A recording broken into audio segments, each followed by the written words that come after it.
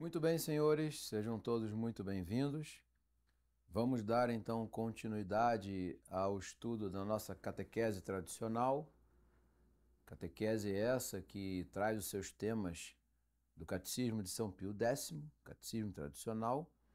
Nós vamos dar sequência então no grande tema dos sacramentos e agora entrando num novo sacramento. E, curiosamente, apesar de não ser o último a ser tratado no nosso curso, é o sacramento dos últimos momentos da vida da alma, dos últimos momentos da vida corporal, dos últimos momentos do homem. É justamente a extrema unção. E a gente já começa fazendo uma análise desse sacramento no próprio termo usado para defini-lo, né? Por que extrema unção? Então, ele é autoexplicativo. É o sacramento que será dado no momento em que a morte estiver próxima. E parece algo assim que muita gente tem a ideia de que é um sacramento talvez com uma importância secundária. Não.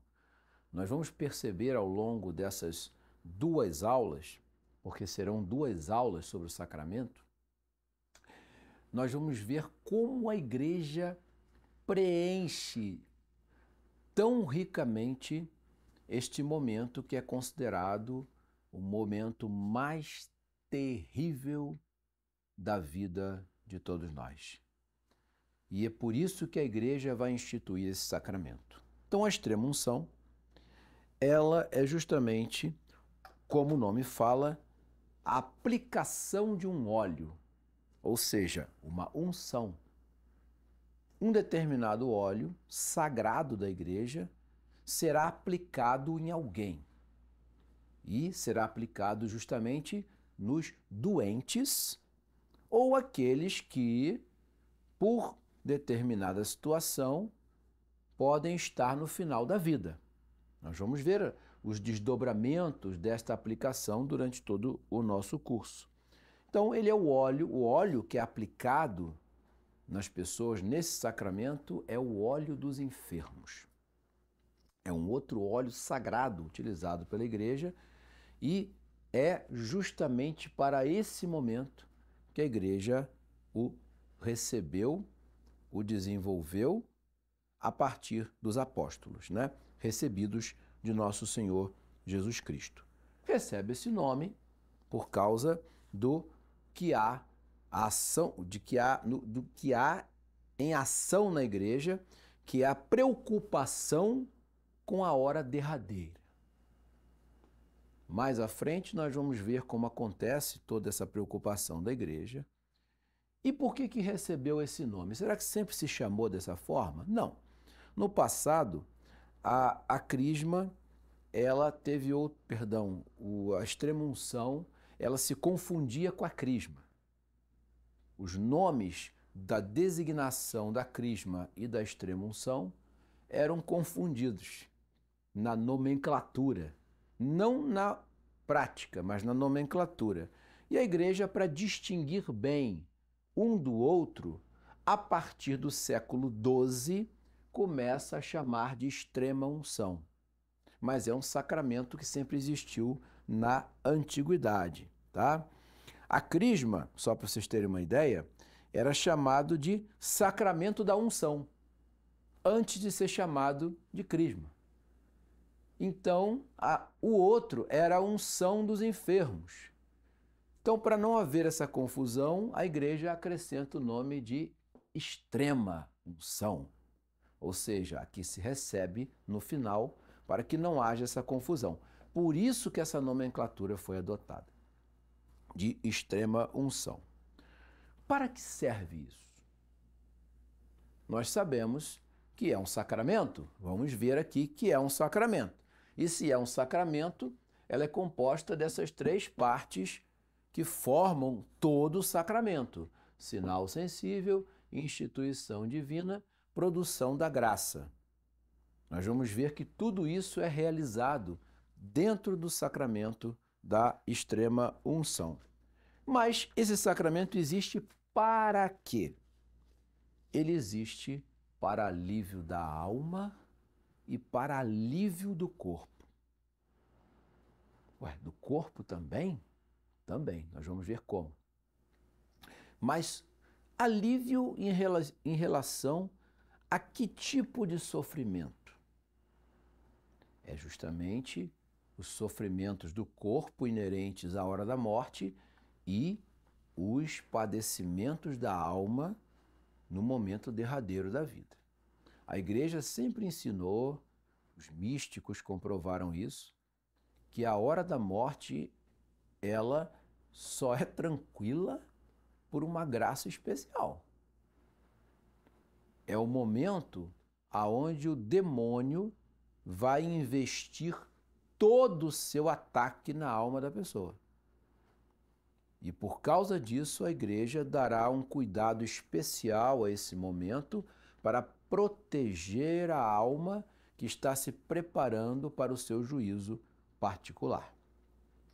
Por isso, o sacramento da extrema-unção, ele dá alívio espiritual aos enfermos, precisa ter uma paz para receber esse sacramento. Ele também é uma espécie de complemento do sacramento da penitência. Porque, de alguma maneira, ele também vai apagar os resquícios do pecado e a pena temporal devida aos pecados já confessados.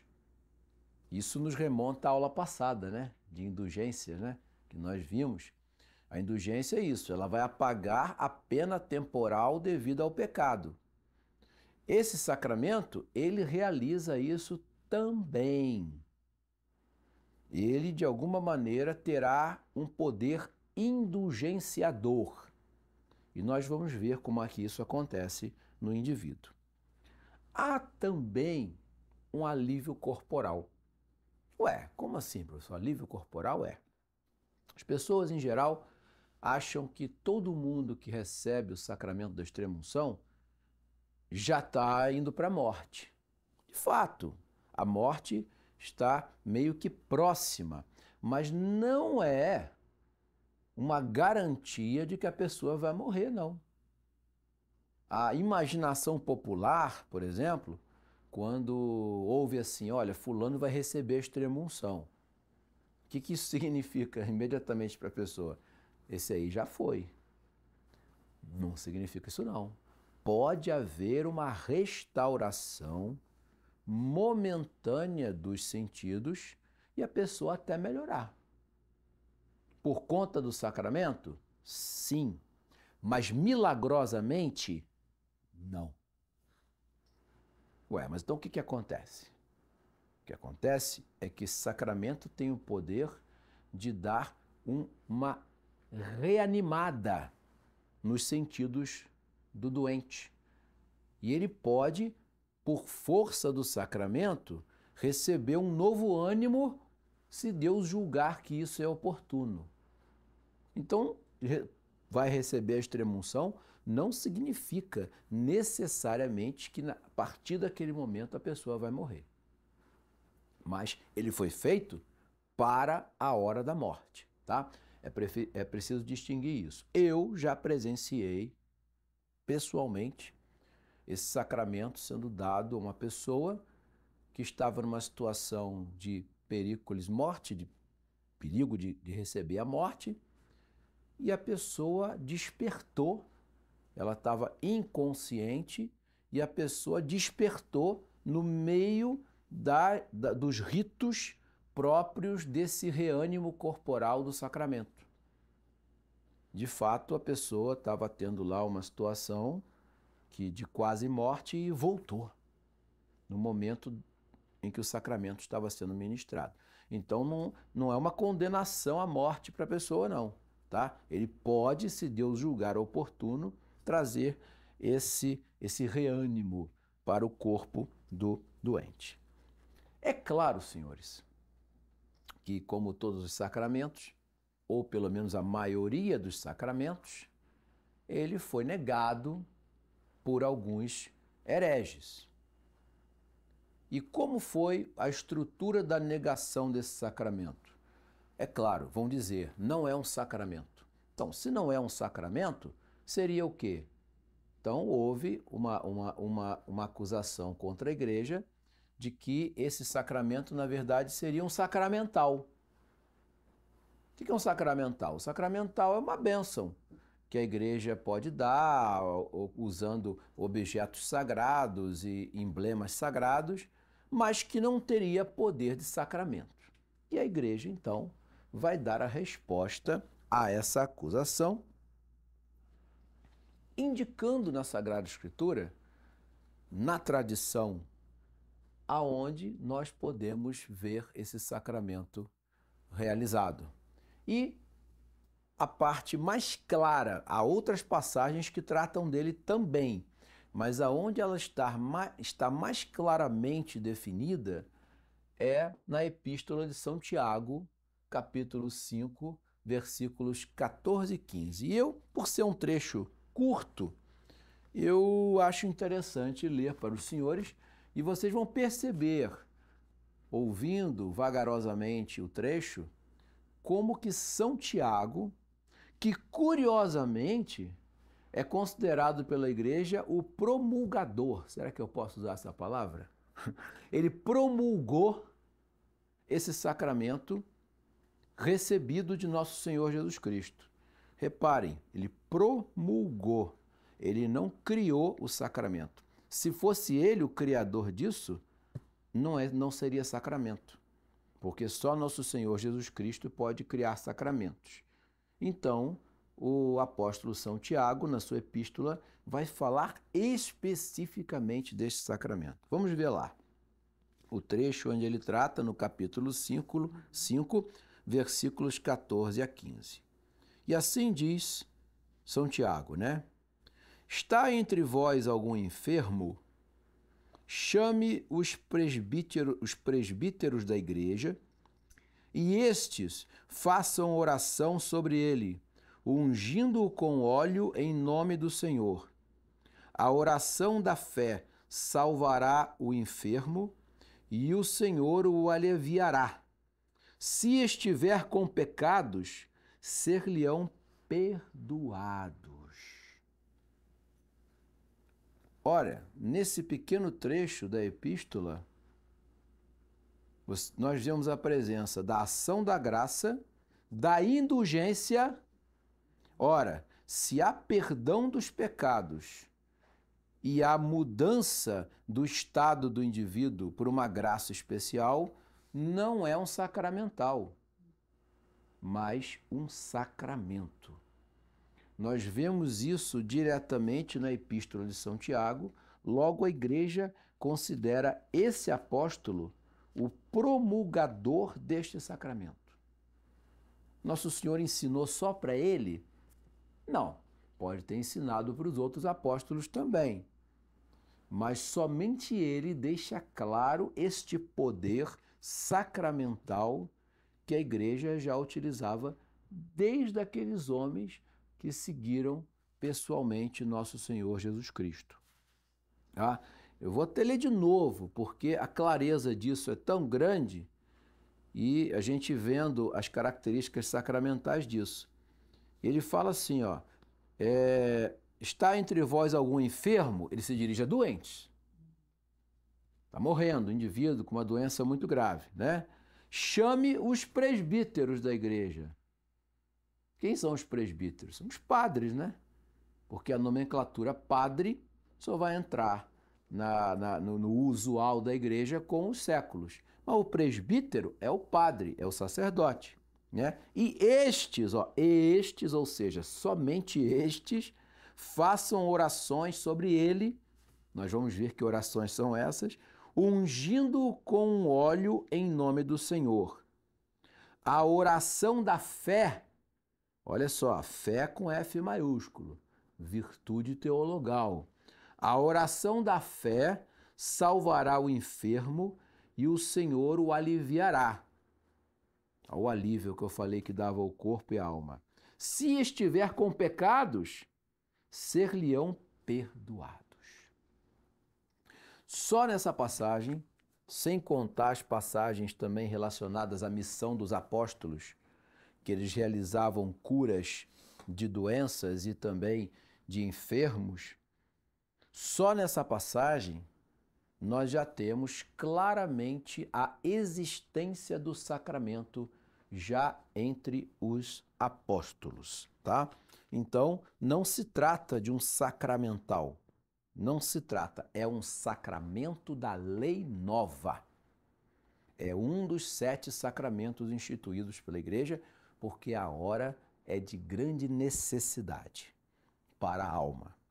E é claro, né, quem vai fechar essa questão de forma definitiva, parece até que eu repito as mesmas coisas em todas as aulas, mas é proposital. Concílio de Trento. O Concílio de Trento fecha esse problema completamente da Igreja e determina nas suas sessões a extrema-unção é um sacramento. É importante, às vezes, nós falarmos bastante do Concílio de Trento, porque ele teve uma característica muito interessante. Foi o maior concílio que já tinha acontecido na Igreja, pelo seu tempo de duração. E ele define tudo que tinha sido antes afirmado pela Igreja e, curiosamente, ainda prevê problemas futuros. Isso não é comum. Você prever problemas teológicos que poderão acontecer no futuro. Esse concílio, o Concílio de Trento, ele teve uma característica de arremate da fé. Depois dele, não sobra mais dúvidas em relação a nada quanto à igreja. O que se pode fazer aí é acrescentar novas definições, mas trazer problemas que não foram resolvidos no Concílio de Trento, eu acho muito difícil. Porque toda a estrutura dele foi uma estrutura definitória e ainda preparada para o futuro. É por isso que quase todas as definições da igreja, né, que a igreja tem problemas em ter que mostrar para as pessoas o fundamento daquilo, ela encerra esse fundamento citando uma sessão do Concílio de Trento. Tá?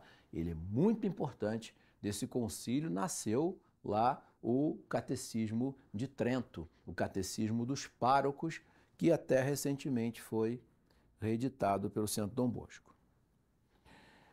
Na Sagrada Escritura, está aqui. A gente não precisa nem voltar a essa segunda defesa da realidade sacramental, porque nós já vimos aqui o trecho onde fica claro o sacramento sendo utilizado pelos apóstolos, né? Como qualquer sacramento, sinal sensível, instituição divina, produção da graça, né? São Tiago, no seu trecho do Novo Testamento, ele fala de uma espécie de... ele fala de prece e fala de unção. Vocês repararam no texto que eu acabei de ler, ele está falando de uma oração e de uma unção. Ora, oração e unção são sinais sensíveis do sacramento. Isso aí já deixa claro o quanto São Tiago quis promulgar este sacramento. Eu insisto nessa expressão. São Tiago não criou, São Tiago promulgou este sacramento que nós passamos a estudar. No entanto, quem o instituiu foi nosso Senhor Jesus Cristo. Quando instituiu? E aí os teólogos se dividem. Que ele instituiu, ninguém tem dúvida. Agora, quando instituiu? Parte dos teólogos dizem que foi naquele momento em que nosso Senhor envia os apóstolos pelo mundo, enquanto ele estava entre eles, para pregar, curar, exorcizar, ressuscitar, curar. No momento em que ele via os apóstolos a realizarem essas coisas, ele já teria instruído os apóstolos desse sacramento. Mas não é a maioria dos teólogos. A maioria, os mais numerosos teólogos, entendem que essa instrução Nosso Senhor passa no momento antes da ascensão, naquele período depois da ressurreição, entre a ressurreição e a ascensão, que teria sido o período catequético de Nosso Senhor. Foi quando ele ensinou o catecismo aos apóstolos, vamos dizer assim. Então, não importa se ele ensinou no momento da missão, aquela missão dos apóstolos provisória, ou se foi depois da ressurreição. O fato é que foi ele que institui o sacramento e passa essas especificações para que os apóstolos pudessem realizá-lo, né? Pois bem, né? Nosso Senhor, então, realizando isso, deixa-nos esse sacramento que, como todo sacramento, produz em nós a graça. Então vemos lá os sinais sensíveis nas palavras de São Tiago, vimos que foi Nosso Senhor que instituiu e ele produz em nós uma graça, né? São Tiago diz que a oração de fé salvará o enfermo. Ué, como assim? Se a melhora do enfermo vem de uma oração, eu não estou falando de um cuidado médico. Concorda comigo? Ele fala assim, olha, se o enfermo beber certa coisa, ele vai salvar-se dessa doença. Não, ele fala assim, ó, a oração de fé salvará ele. Então nós estamos falando de graça, porque tudo que se consegue pela oração e que nos traz a salvação é uma graça. Então se eu estou falando de graça, aqui ó, produção da graça. Se tem produção da graça, é um sacramento, tá? Isso é muito interessante, né? E no prosseguimento do texto, o que fala São Tiago? Se tiver cometido pecados, ser-lhe-ão perdoados. Ora, perdoar pecados é cura da alma, é obra dos méritos da cruz de Cristo e obra indulgenciada. Né? Lembrando, o nome indulgência foi dado no século XI, mas a ação indulgenciadora já está presente no século I. Só que não era chamado assim. É isso que às vezes causa confusão em alguns estudiosos. Até no século IX isso não existia. No século V não tinha indulgência, não tinha esse nome. Mas a prática indulgenciada ou indulgenciadora sempre houve em todos os séculos, né? E na tradição da igreja? Será que os padres da igreja mencionaram esse tipo de ação como sacramento? Ou foi uma coisa exclusiva do século I? Não. Só 3 padres, muitos falaram sobre isso. Mas há 3 padres da igreja que se destacam nos comentários a esse sacramento. É São João Crisóstomo, Santo Agostinho e São Gregório Magno.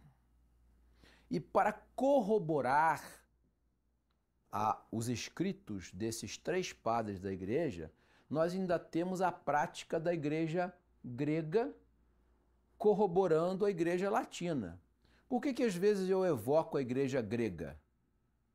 Porque a igreja grega, no passado, era com a igreja latina uma só igreja. E os gregos, eles sempre tiveram as características de guardar as práticas da antiguidade. Quando houve a separação no cisma do século XI, os gregos começaram a acusar a igreja latina de invencionices posteriores. Se você for olhar nessas acusações, não se trata em nenhuma delas da extrema-unção. Ou seja, os gregos faziam, e a Igreja Latina também. Então, historicamente, é um argumento para provar que a prática da extrema-unção vem desde a antiguidade, tá? Mas nós vamos encontrar isso nos escritos dos padres e nessa comparação com a Igreja grega por causa do que é usual nos ritos do Oriente, né? Agora, se tem um sinal sensível, né? O que é o sinal sensível de um sacramento? A matéria do sacramento. Todo sacramento tem uma matéria. Essa matéria é o sinal sensível.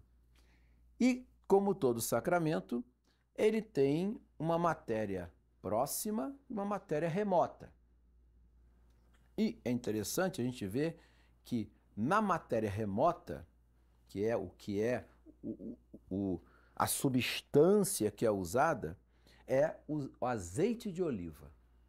Novamente entra a especificação de um óleo que deve ser usado nesses casos, né? Esse azeite de oliva também é benzido pelo bispo, que pode até delegar a um sacerdote, né? Como acontece na Igreja Grega, olha a Igreja Grega de novo aí, na Quinta-feira Santa.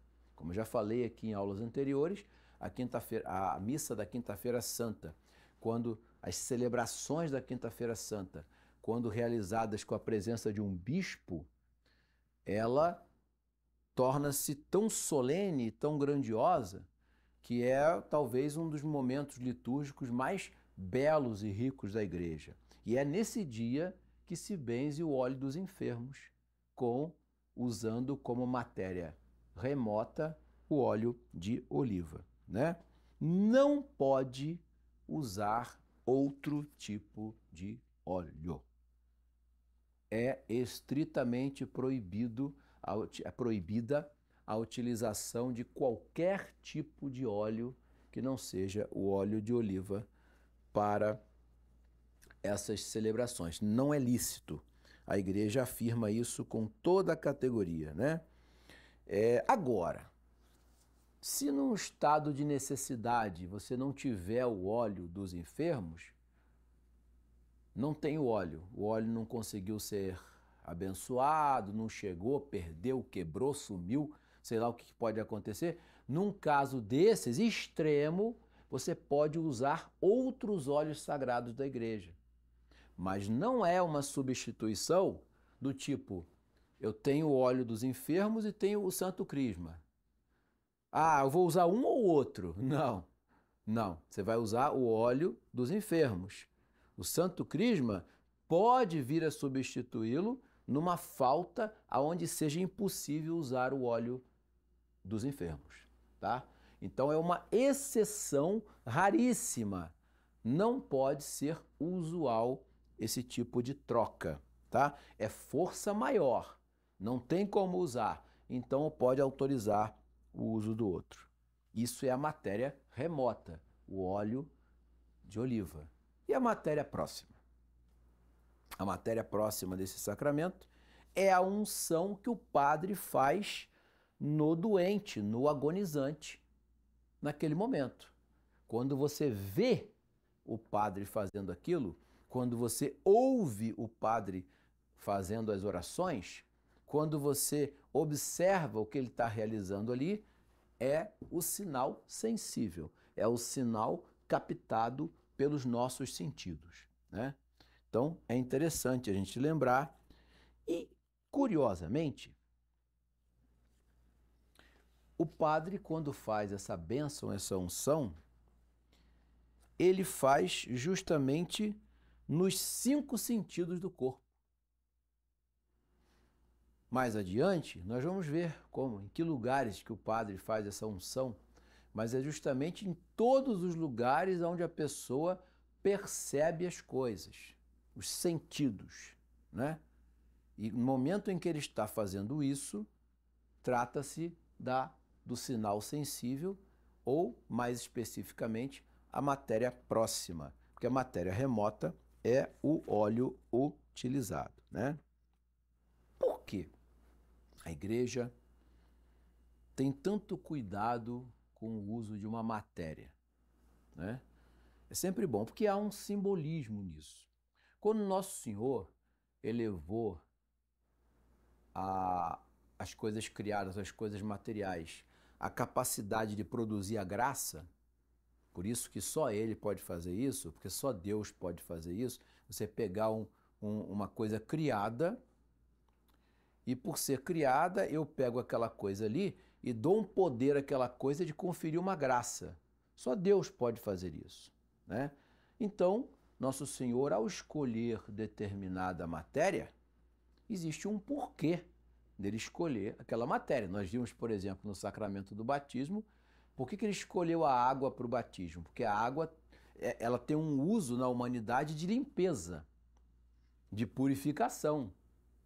Assim como ele vai escolher o óleo, que é o óleo da oliva. Por quê? O óleo, ele lubrifica quando você o aplica.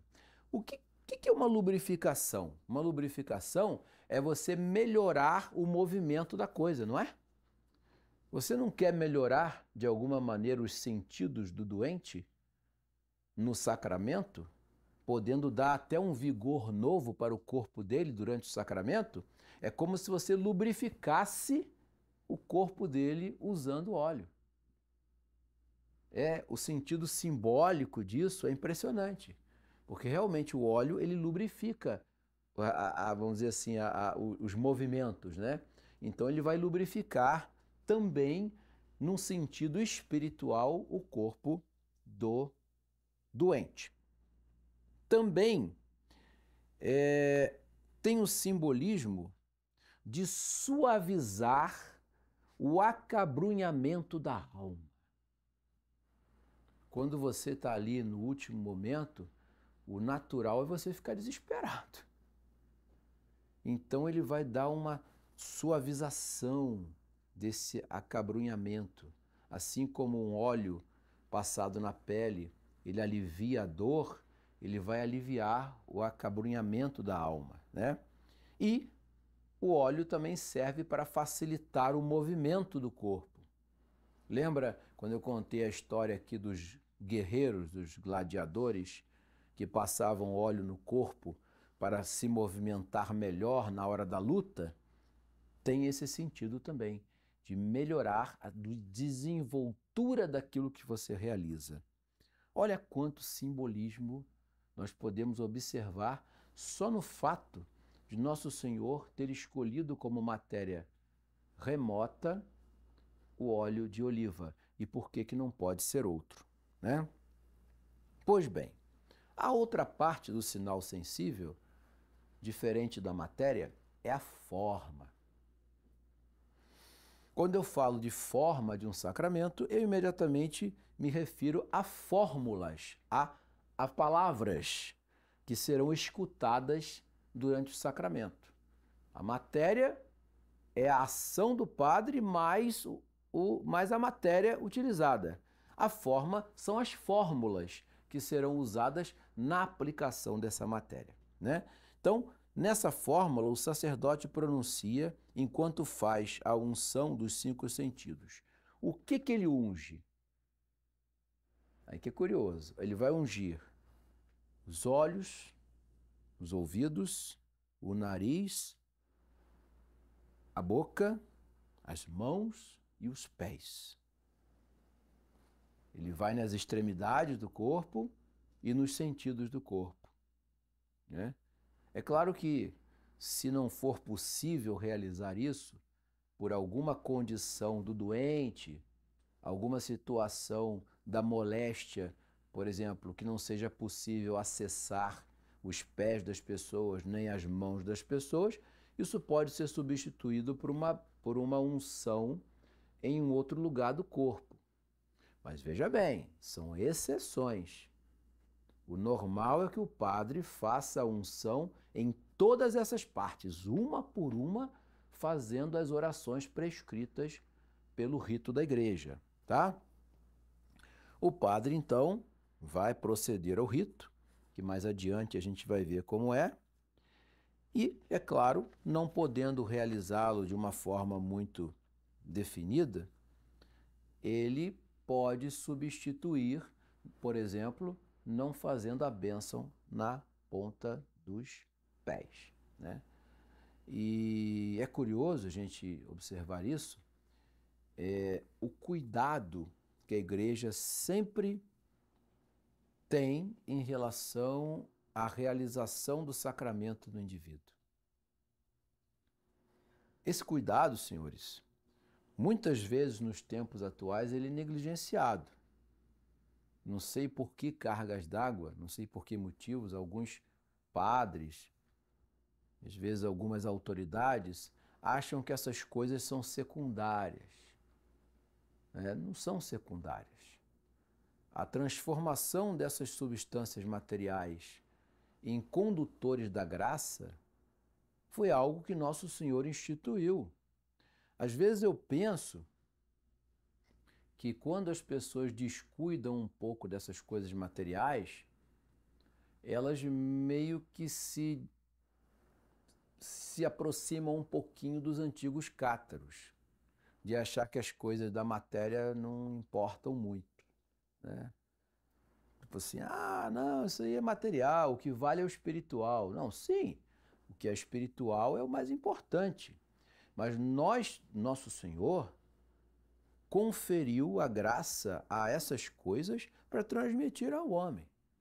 Nós temos lá o trecho do Evangelho que Nosso Senhor cura o surdo mudo usando cuspe, né, a saliva dele, para curar o doente. Ele não poderia curar meramente com a ordem, cure-se? Podia. Por que ele usa um subterfúgio? Por que ele mistura muitas vezes a saliva dele na terra e botou a terra misturada no olho do indivíduo? Nosso Senhor não poderia ter curado ele sem fazer isso? Claro que sim, ele era Deus, bastava ele querer. Cure-se, pronto. Porque ele quis mostrar, olha, eu estou pegando essas coisas materiais criadas e dando a elas, conferindo a elas uma graça. Eu tenho autoridade para isso, né? Ele é Deus, ele pode fazer isso, né? Então ele dá nesses sinaizinhos sensíveis esse tipo de coisa.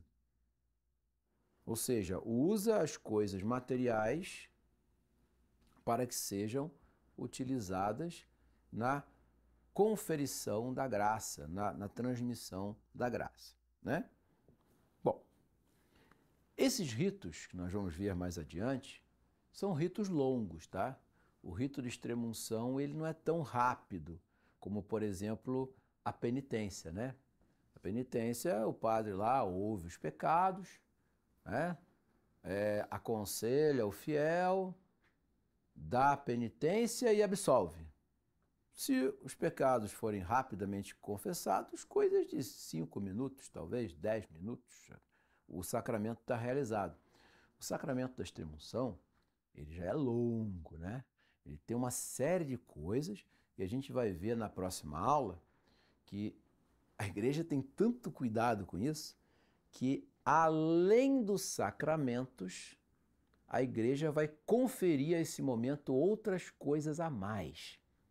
Em breve nós falamos disso.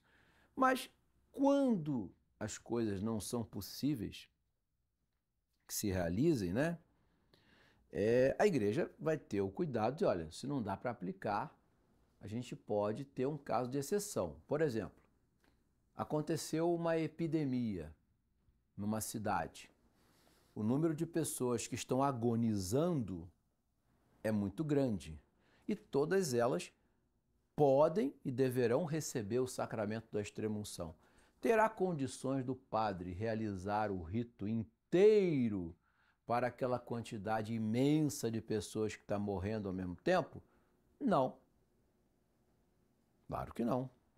E a igreja, na sua prudência, na sua sabedoria, olha, num caso como esse, faz a unção, faz a bênção num único lugar. Mas veja bem, é sempre num caso de necessidade, num caso de força maior, num caso em que a coisa não seja aplicável à prática. No ambiente normal, no ambiente comum, você deve seguir o rito completamente. Se os sacerdotes cuidassem disso com mais esmero, soubessem da onde entra a exceção e da onde entra o respeito pelo rito propriamente dito, nós não teríamos aí tantos problemas, tantos abusos, como acontece nos dias de hoje. Eu friso muito isso porque, na nossa próxima aula, nós vamos estudar o rito propriamente dito da extrema-unção, e aí nós vamos perceber o quanto é rico e complexo na hora de ser realizado, tá? E pode, inclusive, vocês vão ver como que isso é possível, as orações prescritas para esse sacramento serem resumidas num rito mais curto. É possível? É possível, mas em casos extremos, como esse que eu dei o exemplo de uma epidemia, tá?